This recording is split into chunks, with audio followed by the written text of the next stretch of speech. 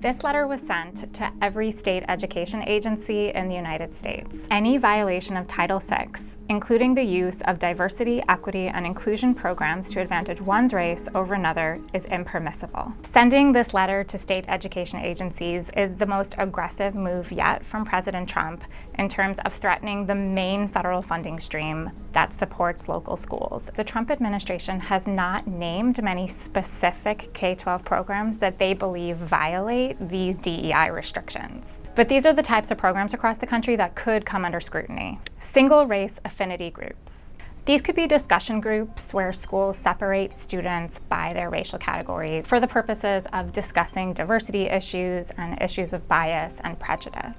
It seems quite clear that President Trump believes none of this is permissible. They have said simply that they consider this segregation and that it is illegal. Black studies and ethnic studies courses.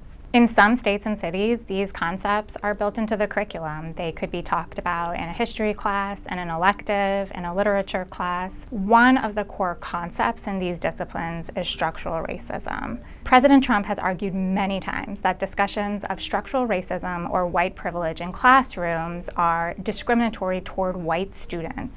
Programs to boost outcomes for specific groups. So some cities may say, look, we want to increase high school graduation rates for Black boys. Another part of this might be hiring a more diverse set of teachers, because research shows that students often do well when they can personally identify with their teachers. It seems clear the Trump administration believes this is an example of illegal affirmative action. Heritage celebrations and book lists. Many schools commemorate events like African American History Month or the Lunar New Year with special performances, assemblies, or reading lists. The administration says that there isn't anything inherently problematic or illegal about these events or clubs. But we have seen in states like Florida that educators sometimes become so fearful and worried that they're breaking the law that they cancel these events and these clubs without being explicitly told to do so. Progressive groups have already sued, and we will have to wait and see how this plays out in court. But it could be really tough for President Trump to actually enforce this order.